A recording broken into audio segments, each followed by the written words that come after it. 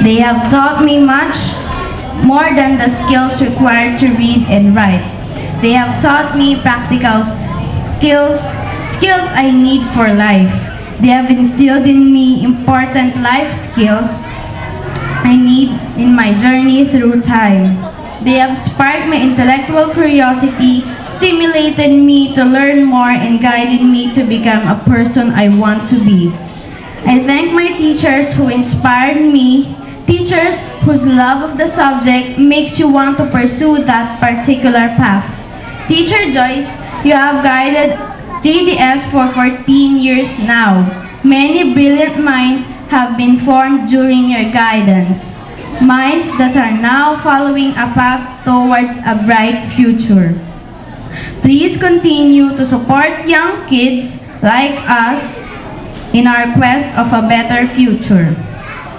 Teacher Monette, you are my friend and my mentor. Thank you so much for your love, time, care, and concern. This honor would not have been possible without you.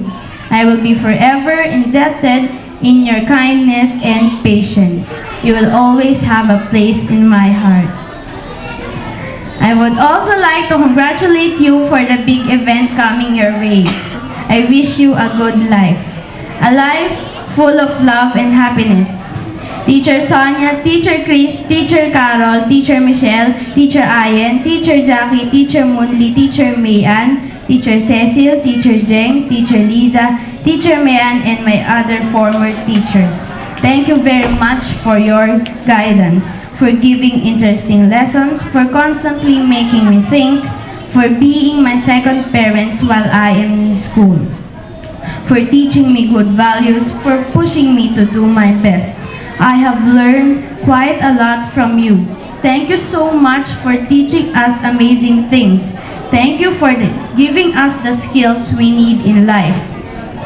Skills we need for the changing times. Ate Lenny, thank you for the delicious treats you always prepare for us. Kuya Chris and Kuya Per, thank you for looking after us when we're inside the school. Classmates, I know will leave the faculty with lots of memories. I hope the good ones. I am forever appreciative of my family who has always been there for me. My number one fan, my mama, who looks up as if she's forever studying and who always seems to be there even if she's not there. Always calling just to ask if we brush our teeth, took our vitamins, blah blah blah. By the way, she calls me Angelina Nardensis, her scientific name for me for being a nerd. And I call her Mother's Protectus. Di ba very scientific? Love you, Ma. You will always be my number one teacher. My number one admirer, my dad, who gives a sense of balance in my life. I will always be your number one fan. You will always be a cool dad. I love you too. My favorite brother because he is my only brother. You balance my being nerdy by showing me all your kakulitan. Just let me enjoy this special moment in peace. Please, please. Thank you for studying with me, helping me with my math, and for keeping up with my rule freakiness. Imagine the two of us, a rule freak and a rule breaker. I will always be your ate. Lola Relly for always taking care of me, for the bounce, for spoiling me, and for being a stage Lola. Tita Marie, you often lighten up my mood when you cook my favorite yummy foods for me. Tita Carol, who I taught when I was a little, owns all the money in the bank where she works. Thank you for always thinking of me and I. Tita Hayes for always keeping up with my mood, for constantly sacrificing your time to be with us. Tita May for being my barkada in the house, for supporting my fashion sense, and for propping up my kahikayan. Tia, you will always be my student. Thank you for your questions, for always making me explain things to you.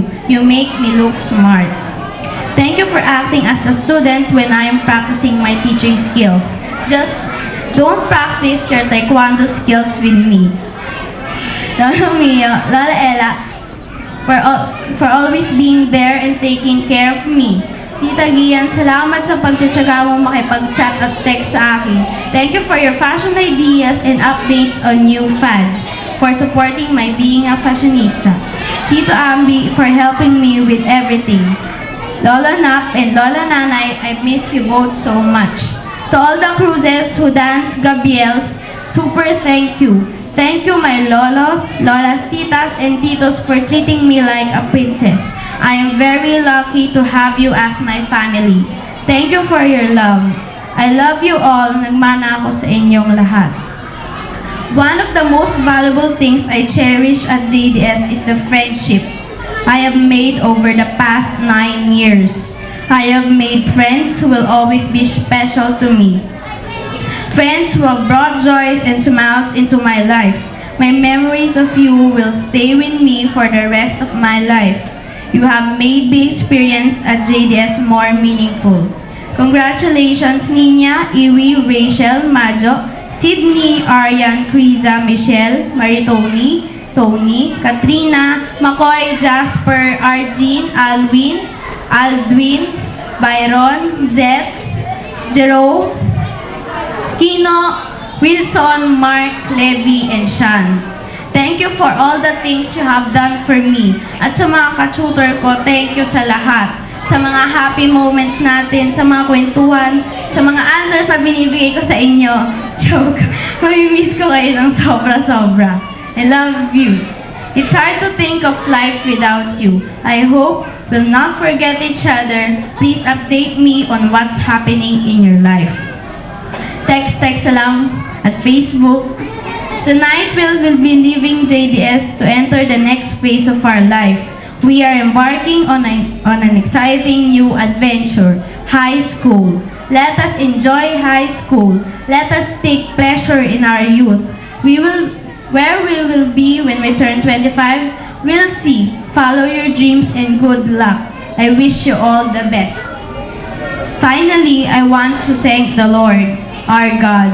God, you may not have given me everything I wanted, but you have given me everything I needed. And so much more, so many extras and bonuses. Thank you for bestowing me this honor, for providing me with a lovely family, for giving me good health, for giving me this passion for learning, and for all the nice people around me. I will be forever thankful for all your blessings. I love you. Again, congratulations to all of us for a job well done. Good afternoon.